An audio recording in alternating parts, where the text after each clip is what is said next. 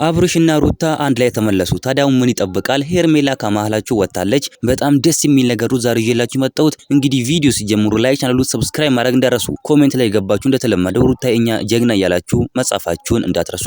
በጣም በሚገርም ሁኔታ ማለት ነው አብርሽና ሩታ አሁን አንድ ላይ ይመለሳሉ፣ አንድ ላይ ይሆናሉ ማለት ነው። መሃላችሁ የነበረችው ሄርሜላም አሁን ወጣላችኋለች። በእርግጠኝነት አብርሽና ሩትዬ አንድ ላይ ይመለሳሉ።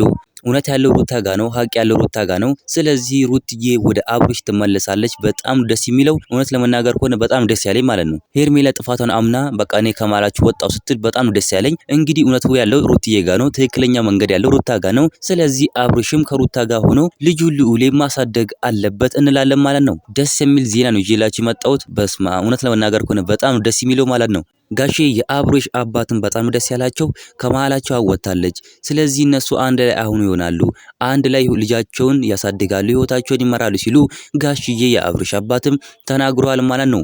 ወንድማችን ኤፋን በጣም ደስ ብሎታል። እንኳንም ከመሃላቸው ወጣች ሄርሜላ እንኳንም ከመሃላቸው ወጣች ሲልም ተናግሯል ማለት ነው። እናንተ ምን ትላላችሁ? ሐሳብ አስተያየታችሁን ኮሜንት ላይ ማስቀመጥ እንዳረሱ፣ ቪዲዮ ላይክ፣ ቻናሉ ሰብስክራይብ ማድረግ እንዳረሱ።